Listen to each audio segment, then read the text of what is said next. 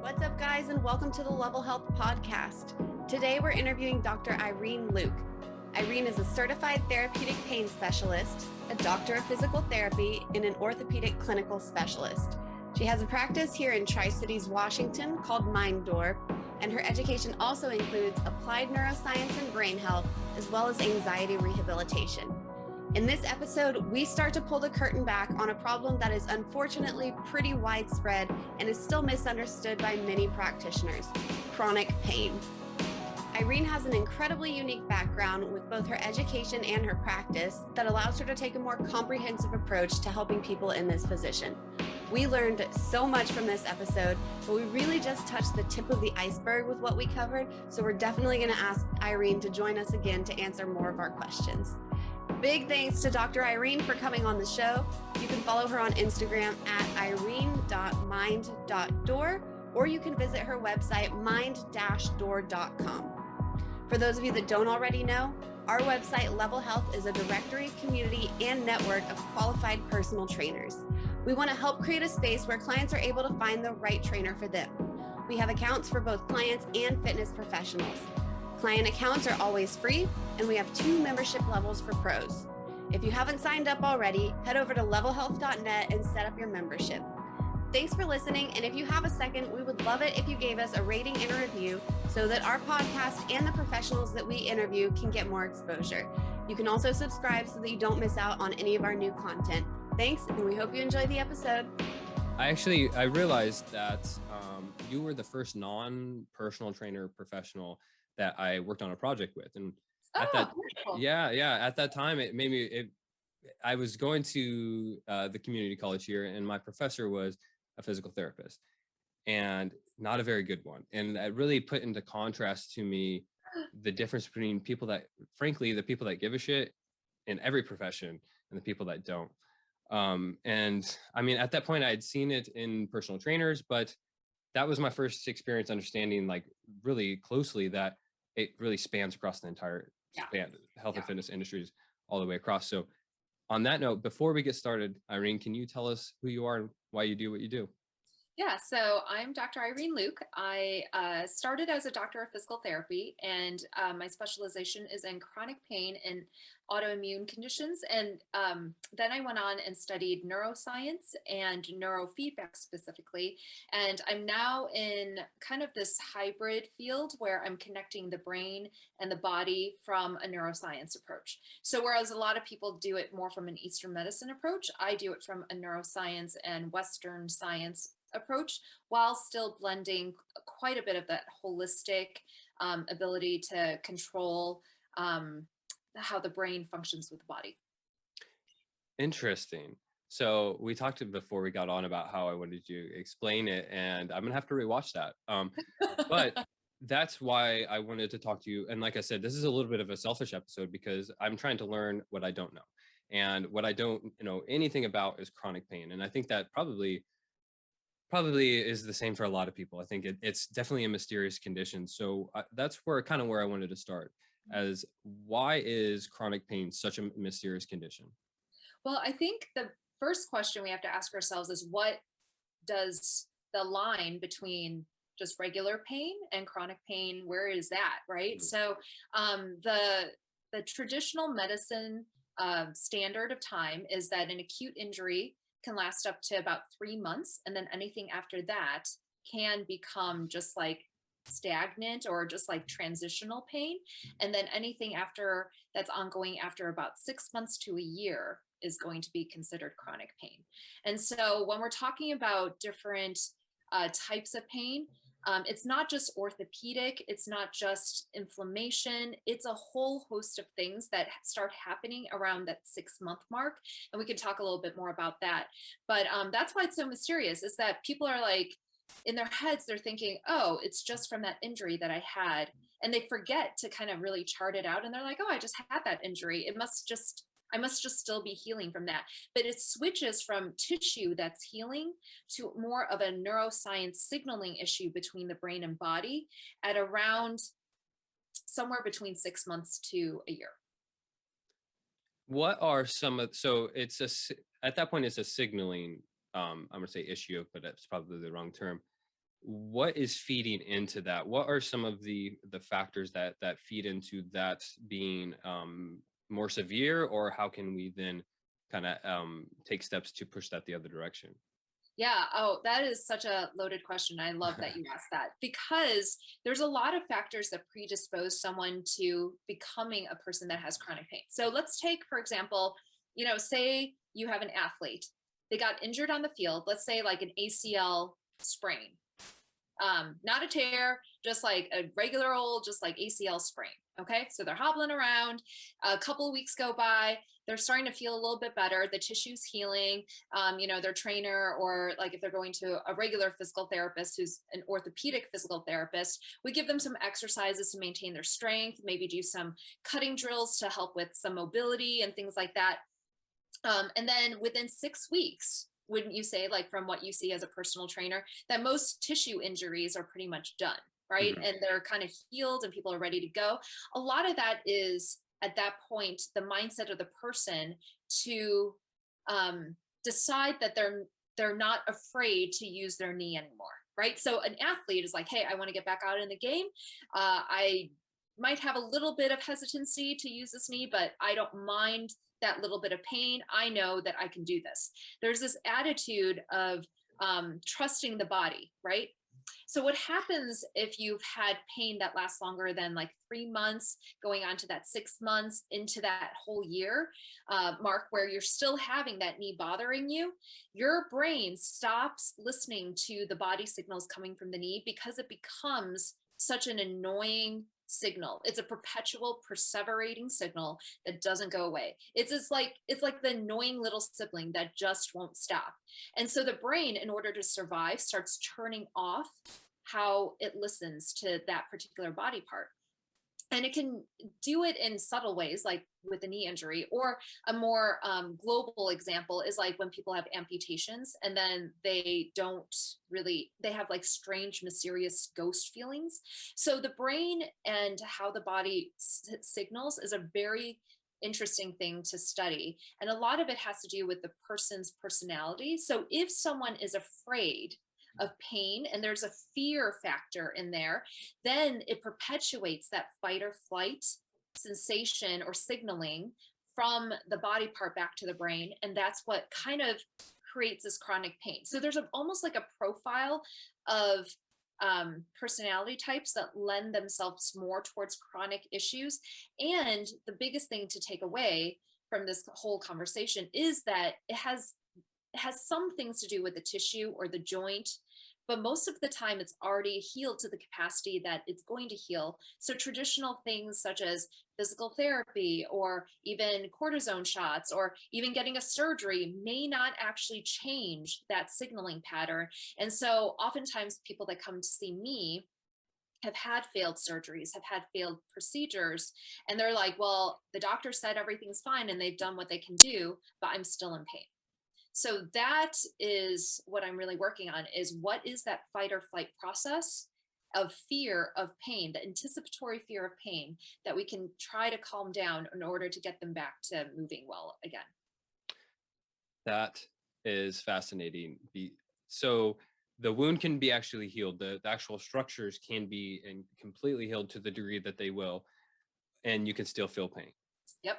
Absolutely. That is my entire practice. In addition to that, like there's a subset of that. Well, I would say like global, like, chronic pain is like that global heading. And then underneath that, I treat a lot of mysterious conditions that people just kind of have titles for, but they don't really know how to treat in the medical community, like fibromyalgia, chronic fatigue syndrome, a lot of gut brain issues, right? So like, leaky gut, autoimmune conditions like lupus, symptoms that come from Ehlers-Danlos, which is a connective tissue disorder. I have that. Yeah. So, but you don't have chronic pain, right? No, it's very, very mild. Yeah. So you actually have a very different mindset too. So there's people that come to me that it's like they were genetically set up to have a scale that might be tipped towards an autoimmune response or an inflammatory condition. And that actually propels them towards kind of more towards that side of the scale towards chronic pain. So that's why I also became kind of that, I don't know, the person that treats that subset. And so doctors will send me the patients that they don't really know how to diagnose. And then we don't think so much about the labels, but we talk about how to treat what's in front of us. I have a few questions, but one that just popped in my head right now. So when you are approaching, you said mystery conditions, so I'm going to use that term, mystery conditions. Do you approach them with the treatment with how we treat that, mystery condition, or do you approach it, we're individualizing it to this person? Yeah, so that's where my approach is very different than, so I look at all of the things that a Western medicine doc might have already done, right? So I look at all the labs, I look at their inflammatory markers. Oftentimes they've already done that. I listen to the patient really closely because they've already probably had a ton of procedures done, and they've probably had maybe even surgery, maybe multiple surgeries, and have still not had any success with changing the pain. Then I take a look and see what kind of pain it is. So there's a lot of different sensory fibers in our body. Some of them are on our skin, some of them are proprioceptive in our joints, some things are in our muscle. And this is where my physical therapy degree helps. And so I do a full physical exam. I take out whatever is orthopedic and I try to say, okay, this percentage is orthopedic. And then I start doing my neuroscience exam. That includes understanding how the cranial nerves work and how they show up as fight or flight. And so then I combine both and I kind of get a percentage of how much is neurological and how much of it is orthopedic. And I would say usually the split is over 60% is signaling and less than 40% is orthopedic. And that's generous. So most people, it's like 10% orthopedic and 90% neuroscience signaling kind of issues. Interesting. So you would say that a majority of people that are coming to you with these chronic mysterious conditions have a big psychological component, a big nervous system component to them? Yeah. So when people come to me, their first question is like, you're gonna think that I'm crazy, but this is what I'm experiencing. Literally, those are the words that come out of their mouth. And when you say psychological, that for me, like, just because I care about the people that come to see me, my first order of business is to remind them that they're not crazy. So it's not in their head that they have pain, but it is in their head in the sense that their brain and body aren't talking, but they're not making things up. And oftentimes the symptoms that come from signaling changes that have happened in the body over time are ignored and just kind of dismissed by the medical community. So then the person starts thinking like, oh my gosh, then I can't tell someone that I'm dizzy whenever I stand up, or I can't tell my doctor that I'm having hives right now. And I can't tell them that my stomach feels really painful every time I eat, because no one's explaining to me what I need to do. They just keep sending me to a new doctor. And that's the tough thing is that a lot of doctors just keep sending people to new specialists, or they keep sending them back to an orthopedic person that's like, hey, I can't do anything, which they're not meant to do anything at that point, right? They're like, everything looks fine. But then the poor patient is living with this pain day to day and no one believes them. So that's my job, is to listen to them and then start helping them to believe that there's something they can do for themselves. That's step one. To what degree do typical orthopedic physical therapists understand pain? What degree is it explained and what degree is it understood in that field? I think it's getting more and more. So I used to teach at one of the universities, or two universities in St. Louis before I moved out here. And we now have integrated into that curriculum, at least back in the Midwest, pain neuroscience education. And so I got to teach some of those courses back then. I don't know what it's like out here on the West Coast, but I'm finding that I'm coming across a lot of PTs that at least have heard about this pain neuroscience connection. The main people that do research here in the States that you can read studies on that are within this realm of pain science his name is Adrian Lau, Louw. Another person, if you're interested in pain science, is a guy well, he's actually out of, I think, Australia. Oh, I don't know, but he has an accent from somewhere. So anyways, his name is David Butler.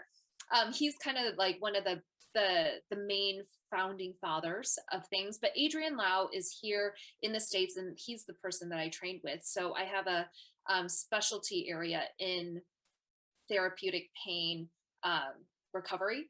And so he's the guy that I studied with, and he has done a ton of studies on this neuroscience stuff, and he shares it with as many physical therapists and other professionals as possible. So there's a huge organization that's around it now, and he's done an amazing job, just like helping people understand that even if you're a good orthopedic clinician, you need to have this piece. So this is obviously seems to be an issue that's quite hard to like put a finger on exactly what's happening, where it's happening, what's going wrong, where it's going wrong. How exactly, and we don't have to go too in depth, you can give me a real Cliff Note version. How exactly do they perform this research? How do they isolate what's going on in people with these kinds of conditions? Yeah, so the first thing that I would say, the majority of research is to understand if we educate people about their pain and how their body and brain work to process pain, does their pain actually decrease? So that is the majority of our studies, and it's freaking awesome. So my favorite study to tell people is that we had this study Adrian Lau did a few years ago where people who were slated to have knee surgery had this pain neuroscience education, like education to help them understand why pain occurs, how you can help reconnect the brain and body, how to not be scared, have fear about pain and anticipating pain. How do you calm down your body from fight or flight? All of this kind of education stuff. They were educated before their surgery. And then there was another group that did not have pain neuroscience education before their surgery, and they looked at the outcomes. And the people who did have pain neuroscience surgery had less pain after surgery, healed faster, and had less complications by like a significant amount. So like enough to actually make a significant difference and be published in a paper. So yeah, so I think like that's significant to say that even when we're doing pain neuroscience education, and that's just the neuroscience part, I do a lot more to train the brain than just talking about how the brain works. Of course. But like any person that can benefit from neuroscience education could have better outcomes. So we took that information and we kind of translated it to athletes and sports teams, and like how do we educate even children, adolescents, and how they need to approach their body so that they're not having this fight or flight response and perpetuating inflammation because of that fear of pain. I think that this perhaps could be extrapolated to, and I'm obviously speculating here because I have no background in this, but it seems like this kind of approach could be potentially tried for a lot of conditions, because it seems like a lot of people identify with their disorders and then it becomes this huge like part of their life, and then it just gets perpetuated. Really, on that same topic, how much does mind state contribute to just these overall chronic conditions? You've touched on it a little bit, but I think that's really one of the key points that we need to drive home. Yeah, I mean, mind state is huge, but mind state can't change by just saying, oh, just tell yourself you don't have pain, right? So that's often what people think that they have to do. Ignore the pain and the pain will go away.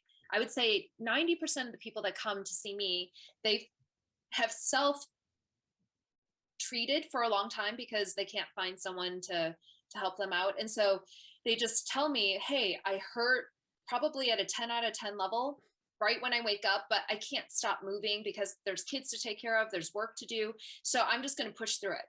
Everyone comes to me saying that they push through the pain, that, you know, that's even in our culture, kind of what we naturally tend to do. Now, what happens on that level is that it perpetuates that fear cycle of creating more pain and that fight or flight state. And when you have increased, and you know, probably even better than me, like if you have increased cortisol, increased like norepinephrine and epinephrine in your body for years and years and years, it does crazy things to your inflammation level. Like it doesn't do well because your body doesn't ever get into that rest digest kind of calming state. So you're not able to digest well. You're having inflammation in all of your joints where it might have started with just one joint. And then you get these physical symptoms that make you feel like you're crazy. But it didn't start like that, right? It started with actual hormones and neurotransmitters that were kind of out of whack, that never got put back into their right cycle. So the idea is that mindset is really important, because if you need to retrain a person to come out of that fight or flight state, it's not just telling them keep pushing through. Mm-hmm. They need to stop and actually learn how to rest their bodies. And rest is different than relaxing, and it's different. I almost call it like resting is like meditation, and that's like what a lot of people say in like Eastern philosophy, right? Like meditating is really good for you. And I agree with that. But a lot of people who have pain can't get into that meditative state. So how do you bridge that gap? Well, you have to train your body and brain to reconnect first. And that's kind of where my first steps are when people come to me, is helping them learn to just even have that initial reconnection from their brain and body. I use breathing for that. So breathing is one of the best ways to stop the mindset of fear and fight or flight and pushing into more of this like resting mindset, because breathing is automatic, but we can also think about breathing. So the more you're in your thinking brain, the more your thinking brain can be in control of the primitive fight or flight response. Breathing. I've been meaning to get someone to do an episode for us on breathing, because it's just so fascinating, the neurological effects. And then, like you said, that is under your control. Correct me if I'm wrong, but are there any other systems in the body that have an influence on the nervous system, like breathing does, that we can control? Very interesting. That's interesting. It's like, well, I mean, I guess there is some, not as strong, I would say. So acupressure points or acupuncture points, which are the same points, but just, one uses a needle, and acupressure, you use your hands. So there are different neuromuscular junctions and sensory kind of neurodynamics in our body where you can access, using your hands, different areas that will help put your body in more of that resting state, like decrease the fight or flight. So acupressure points are another thing that I use too. So the first things that I teach people when they come is how to use breathing, how to understand why their brain is processing their pain that way, and then also some acupressure points to help their body feel safe again. So oftentimes when you're in fight or flight, it feels unsafe. It feels unsafe, but you tell yourself that you're safe in your thinking brain so that you could just go about and do your work. But really your body's saying, no, I don't think we're safe at all. And so you can see that disconnect, right? Your thinking brain's like, hey, we're an adult. We can handle this. Just keep pushing through. Your body is saying, please stop. No one's listening to me. And so that can grow more and more. And that distance is what causes chronic pain. I would love to do an episode on just being able to connect with your body more, all of your tools and tricks to do that. But so it seems like lifting the veil and really explaining to people a little bit the mechanisms behind what they're experiencing seems to help a little bit. Yeah. And then you mentioned training multiple times. It seemed like you made a point to say that when it comes to their mindset around it. And that seems to be kind of universal. Like what we know about neuroplasticity, the little bit that I know about neuroplasticity, is it takes reps. It takes intentional reps. What is the kind of time scale that you've seen in your practice, but also within that research that you start to see effects from that? Yeah. So when I'm trying to create routine with people, the brain really does need repetition, which is the same with our muscles, right? And so I think of the brain as just a highly tuned machine. And if it wants to learn, it needs to have more repetitions more frequently. So it's kind of like equatable to like, if you want your muscles to gain endurance in anything, you're going to do high reps, low load, basically. And so you're going to want to do more frequent training with the brain. So every 2 hours is what we normally recommend for breathing. So I actually stop every 2 hours to reconnect my brain and body and do a specific type of breathing that I like for myself, which is 4-7-8 breathing. And then I encourage my patients to do the same. So they're building a routine, and it takes a while to build a routine. It's more than just 30 days or whatever that number is to, what they say, like to build a habit. A routine is different than a habit, and a habit comes first, and then you have to integrate it into your actual daily life. And it takes about 6 months. So what we're looking at is like, how do we build good routines that include decreasing your fight or flight and not being fearful of pain, knowing that your body can stay connected to the brain and vice versa.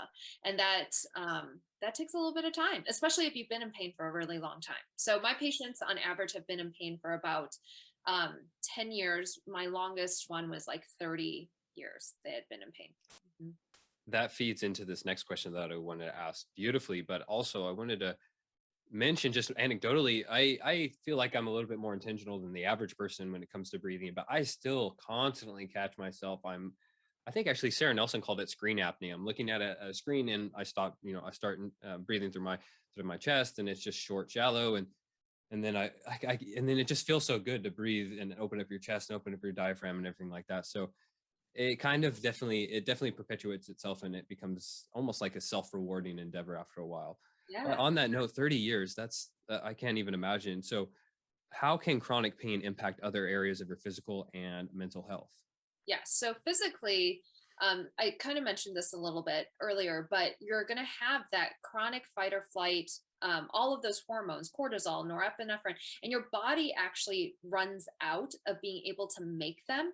Then you add on top of it, most of my patients have been on pain medication or some sort of medication for X number of years. Like, so my patient that was in pain for 30 years, they've been on pain medication for 20 of them. So you can imagine what that does to your serotonin levels. And then most of them are also on anxiety or depression medication. So we're talking, when we look at neurotransmitters that are kind of the building blocks of what's controlling the body, everything is really messed up.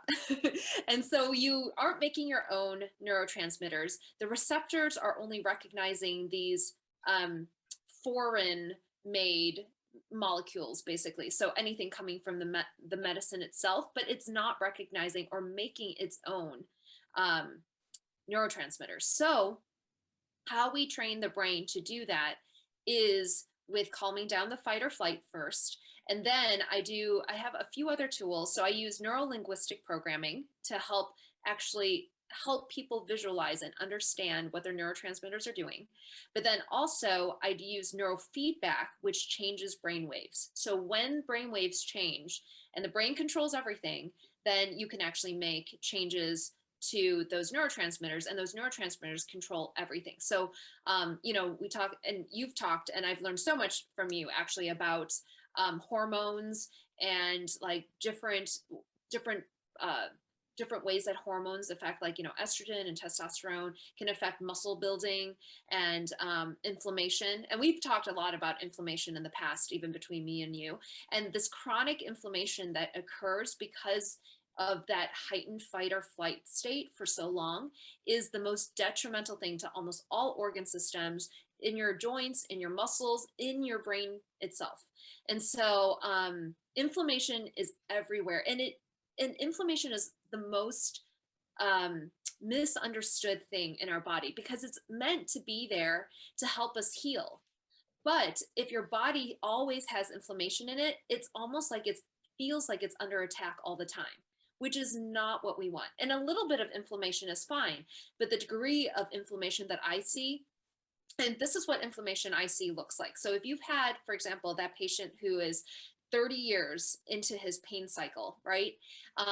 He's had so much pain and so much kind of this global inflammation that when I just gently like kind of swipe just like lightly on his skin, he is in 10 out of 10 pain, because everything is in that fight or flight emergency signaling, so much so that he couldn't even wear long sleeve shirts. He could only wear like soft, like athletic pants. He couldn't wear jeans anymore. He could only sleep on one side because his other side was so sensitive. So that That's because the inflammation changes how the nerves respond, how the muscles respond. So there's a lot of muscle wasting because there's also a lack of activity, right? So you can't tell someone like that to just go exercise, right? They can't even wear like things that they want to. And so you're trying to scale your treatment to help them get to their first initial goals, hoping to get them to a place where they can actually start moving and actually putting things back into a regular rhythm. But that's what, long-term inflammation and long-term pain does to the body. It can affect everything. Yeah, it definitely sounds like it. You mentioned inactivity, and I think that's perhaps some of the more insidious ones, because then that brings with it a whole host of other issues. How do you get somebody that is in this level of chronic pain? What are some of the first? I know that's going to be completely individualized to the person, but what are some of the first movements or activities that you try to encourage them to do?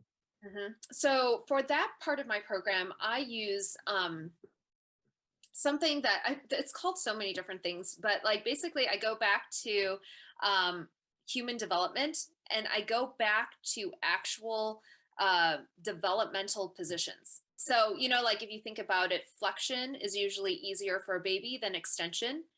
We have certain reflexes that when people are in pain for a really long time, those particular reflexes that should have been integrated come back. So we have extension reflexes when you shouldn't have extension reflexes, almost like a spasm, like they can't actually extend.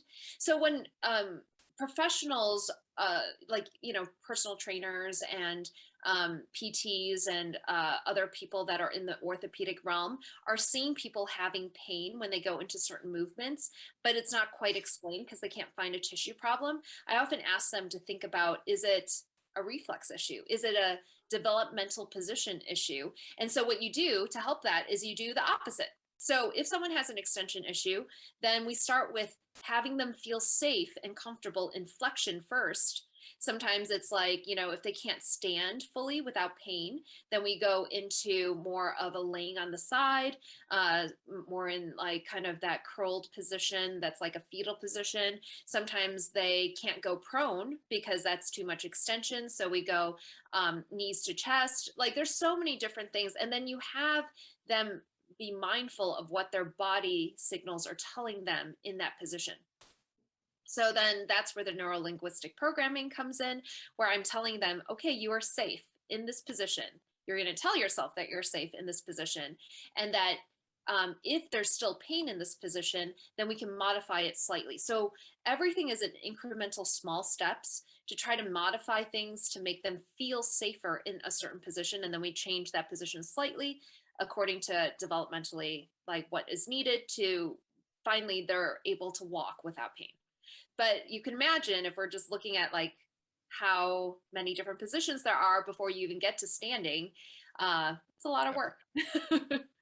Yeah, I mean, I'm sure most personal trainers will recognize just at the level of personal training that your body will prevent you from achieving positions at every joint and just globally that you're not safe in. I mean, that could be from, we put somebody in on their back and they bring their hips into flexion, knees flex to a squat position laying down, perfectly fine. And then you get up off the floor, or you get up on the floor, standing position, and you can't achieve that same position. And like you literally feel like you are restricted from doing so. Mm-hmm. On that note, I'm going to ask you kind of a selfish question. Since we're talking about movements and everything like that, what would you like personal trainers to understand about pain? Just how to see that somebody is in that state and send them off to a specialist, or? Well, I would say that likely you wouldn't see, like the people that I see wouldn't think about going to a personal trainer quite yet. But I would say that there is a group of athletes that almost push themselves too hard, right? Like this no pain, no gain thing.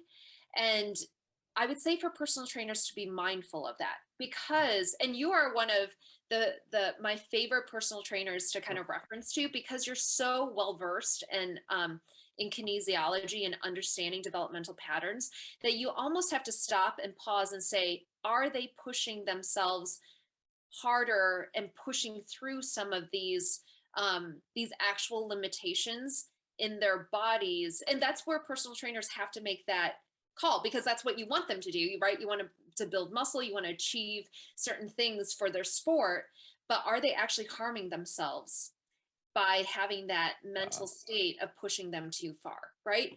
And so then do you, as a personal trainer, perpetuate that and say, keep going? Like, yeah, you can do it. Do like 500-pound deadlifts, just right like that. When really, if you trained smarter, then they wouldn't push themselves. Like, you can still get the same results, but they wouldn't be creating that fight or flight in their brain. So that's all I would want people to consider is this: are we making things worse? Are we setting them up for a chronic pain issue if they got injured? And all of us are susceptible, right? So, someone gets injured, they have this keep pushing attitude. Their body goes into fight or flight. Their brain stops listening to their body. They end up being like a champion weightlifter, and then all of a sudden chronic pain, and they can't get back to what they love. So not one of us is exempt from being in a chronic pain position. Like, we all have that capability in our brain. It is about mindset and how we educate ourselves, and who's pushing us towards it, and who's going to help us find that right balance in order to not hurt ourselves. So yeah, that's the other side, the having the no pain, no gain mindset. That's kind of like the double-edged sword, because having the opposite of that may predispose you to developing these problems, but then having the other side of it is you in and of itself. But I would say that's not even just athletes, and I think it's pretty universally a male thing, because I can think back to all of the clients that I had that just refused to I say refused, but just didn't recognize that this is something that needs to be addressed. And as a personal trainer, I think that well within your scope, obviously, you can maneuver around those things and maybe work in some corrective exercise. But I think that it's important to be keenly aware of your scope of practice as a personal trainer. And though I'm asking you these questions about chronic pain, I think that it's really just to establish an understanding so that personal trainers can say, okay, I realize that this is now at a threshold that I should not be addressing. Mm-hmm. Yeah, I think, it's recognizing those symptoms and then knowing where to send them. And there are more people that are similar to me, but unfortunately not quite so in Tri-Cities. Although I will say that Chrissy Rankin and Sarah Nelson are my colleagues in this, and I love them so much for it. So we jive very much on this idea of how chronic pain affects all the different systems. But in Tri-Cities, it's really, there's still such a high emphasis on orthopedic only. And if we can't find that answer in just the tissue and healing the tissue, then sorry, see you later. And I'm like, no, there's a whole group of us that can help. And there's a lot of patients that are still hurting, so, but yeah, I would say for personal trainers, like, if you know where that line is, like you're saying, then find that step to see if there is like someone who's neuroscience based in their training to help your patients or clients. Are there any associations for that are a little bit of a higher standard for physical therapists and leading into your specialty? Is there any directories that people can look at? I know that this is going to sound a little self-serving. I know that's what we're trying to do with Level as well, is have that higher tier of health and fitness professional, but established associations. Is there any authorities on chronic pain that people should look to? You mentioned a few researchers. Who can people look to learn more about this? Yeah, so if you're looking for someone who's actually been trained in pain science, the gold standard for physical therapists would be Evidence in Motion is the group, and they actually have what's known as a certification in therapeutic pain. And so that's actually what I have to start with, and then you can go on and get a fellowship. There's a fellowship for pain science, right? So you want to find someone that has those credentials. So someone that's been educated in therapeutic pain, recovery, pain neuroscience, something like that in their credentials. And evidence in motion is the gold standard for that in the US. And then what I did is I actually went on and got training in neuroscience. And there's tons of governing bodies for that. But there's a couple of places, and for personal trainers, like if you're interested in neuroscience, I highly recommend Neuroscience Academy. It's a neuroscientist out of Australia, and you can get certified to be a neuroscience based coach. And I highly recommend that. So I supplemented my neuroscience background with a coaching certificate from Neuroscience Academy. So that's more from a neuroscience perspective. And that's I mean, there's so many different ones, but I really liked hers because it was more clinical based, and it was about treating, understanding the whole brain and how it relates to the rest of the body. There's a lot that are just more about performance or motivation. And if you're a personal trainer that wants to learn more about neuroscience and that, then there's, I think it's called Brain First Institute. I think that's what it's called. And they actually do more motivation. They have a neuroscience coaching certificate as well. And it's more based on performance and motivation. Yeah, it sounds like this would be a good, not necessarily something that a personal trainer would need to get any level of expertise in, but having an understanding of it, like I said, just understanding the signs, symptoms, and everything that goes along with it. I have one more question, but I didn't want to miss this one. Are there any professionals in this space that take advantage of how just mysterious these conditions are? You mean like they take advantage of the people? Predatory practices, yes. I would say there's a lot of gimmicky things out there. And I always warn my patients, if someone says that they can cure your pain in X amount of visits, if you just buy this for a price of, By their package of visits. And in 3 easy installments, then probably you might want to check them out further. So products are probably the most predatorial, like things. Oh, yes. Like it's always like, oh yeah, this little brace is going to make your back pain go away, or this magnet over here is going to do that. And I'm like, yeah, maybe for like, but then the placebo effect, as we're finding in a lot of psychological journals, is a very powerful thing. And I don't discount it. So if you want to spend the money on that magnet and it made you feel better, then let's go with it, right? But then what happens in 1 month when that placebo effect wears off and you still haven't addressed the root of the problem? So then now you have to buy another magnet. There may not be a product out there. And so that's where a lot of people get stuck, is they keep buying products and products and products, but they've never even understood that it's not the tissue that's going to respond. It's your brain. So that's what I've seen the most, is these poor patients that have spent thousands of dollars. And I'm like, you could have spent it a very different way. You didn't have to suffer this long.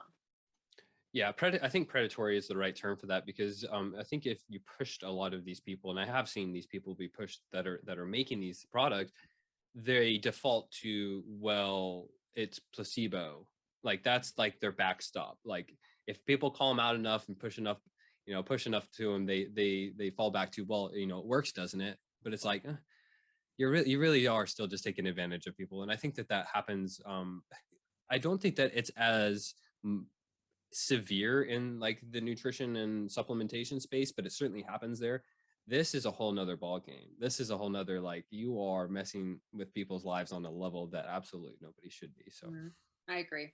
Yeah. So I think that I'm going to ask you specifically with physical therapy on this one, but like you really threw a wrench into my plans here with having like this huge level of specialty that's advanced past physical therapy. But with your background in physical therapy, how do you feel that the industry of physical therapy can improve overall? I think that as long as people start realizing that we don't have to have just an orthopedic or neurological specialty area, but that they actually we need to be specialized in both, then that would be awesome. There's no like pain credentialing, like that's a board certified credentialing for pain yet, but that would be like that next step to bring the orthopedic side and the neurological neuroscience side together. But man, do you have to get really good with orthopedics first to know if the tissue, how much, what percentage of the tissue is causing it.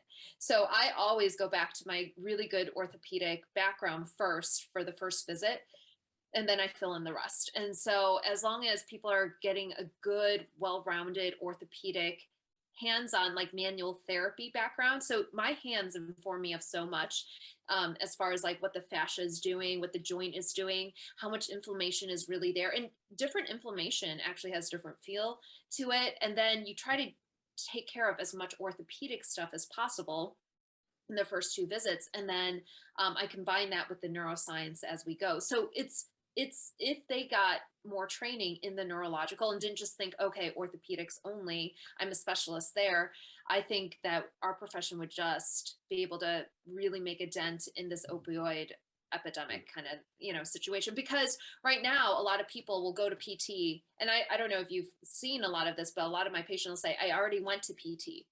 And when my doctor said, like, I've already sent you to the person that can help you the most, and they couldn't help, like an orthopedic PT couldn't help, I just got really discouraged. And so, so when they find me, they're just like, are you one of those PTs? And I'm like, no. And that's why, like, I just decided to just create a different path for myself, because a lot of people are kind of not sure what to expect once PT, traditional physical therapy, hasn't been as effective as they want. And it doesn't mean that it's not effective. It's just that at a certain point in chronic pain, it's no longer just about the tissue. You have to add more into what you're learning. Yeah, that's what I've learned. I mean, that's the only reason why I got to this point, is because I kept having patients that I couldn't fix. And they kept saying like, hey, like, you did everything that you could. Can you still help me? I'm like, let me read and keep getting more education. And that's kind of how I landed on this neuroscience addition to what I'm doing, because people need it. It's what I've learned can help people.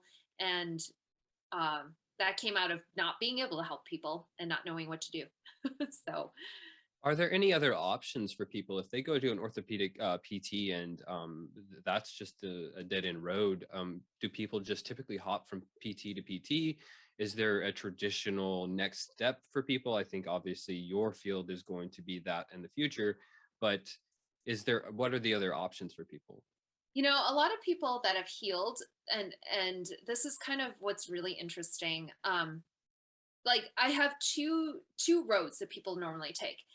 If like traditional PT fails them, they go back to the doctor. The doctor usually does a procedure, like some kind of shot, maybe like a nerve ablation, or then they do a surgery, right? So that's like the one very specific road that's more medically intervening. And then the other road is that a lot of people, when they reach the end of the road, will kind of go more towards an Eastern philosophy type of way. So they get into meditation.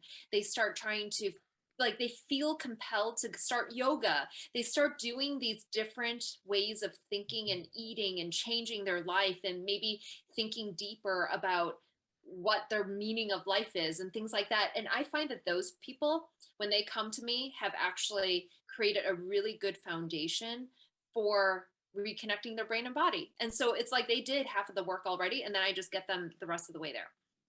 So all that to say that there are 2 paths that most people take, and one is significantly better. And that's because you're putting control back to the patient themselves over their bodies, versus in our current Western society, it's so easy to just rely on someone fixing things for you. And that mindset makes a big difference when we're talking about chronic pain. If you think that there's one solution, this is what I tell my patients, like, they're like, oh, you're our last straw, I'm putting all of my hope in you. And I say, no, we need to build an entire team. So there's no one person that's going to fix it. There's no one product. There's not one approach. And so I have a whole team of people that I work with. So massage therapists, acupuncturists, people who are counselors, psychiatrists, spiritual leaders, coaches, personal trainers, functional fitness people, all of those people need to have a role. And so really I teach my patients to build a team around them to help them get more in control of their own bodies. And that is so much more effective than another route in which someone just does a surgery and then you expect your body to bounce back. And then they do another surgery and you're just like, your body's not going to bounce back because it's all passive. You haven't taken control of what your own healing yet. I think you touched on something that I don't think a lot of, at least personal trainers, appreciate. And that's the importance of and the benefit of a professional network. And again, this is going to sound self-serving, but that's what we're trying to do with Level, because like I need to have, and y'all have been that in the Tri-Cities for me. Like if somebody that I know needed either a client or just someone that I knew needed a physical therapist, I would recommend that, because I'd always get asked, I'd recommend that they look at therapy solutions first, because I call, and this is not meant to be derogatory at all, but I call a lot of physical therapists strip mall physical therapists, because oftentimes they are in a strip mall and they're advertising in Groupon and they're doing these things that kind of should be red flags, that they're really just kind of a mill, sending people to those surgeries, sending people to buy their packages so they can continue having them come in. Very last thing. So it seems like across the board, I've talked to quite a few people from different fields, personal trainers, health coaches, dietitians. It seems like a lot of us are converging on the fact that, or the understanding that the psychological component is just absolutely invaluable.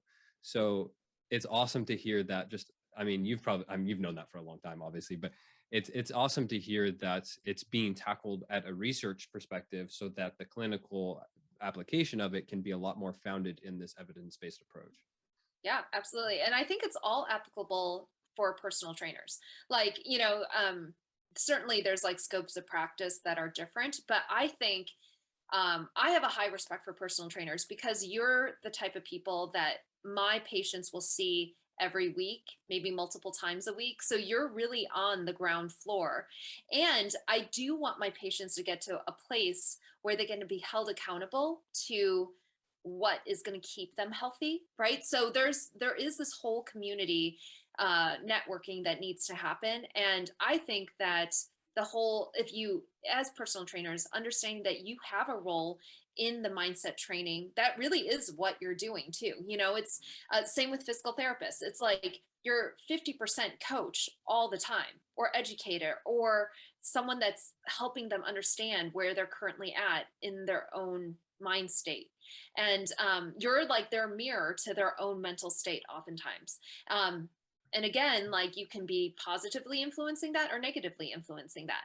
And you have to really be subtle about knowing your client well enough to know how to approach that, right? And I don't think that you can be neutral. Yeah.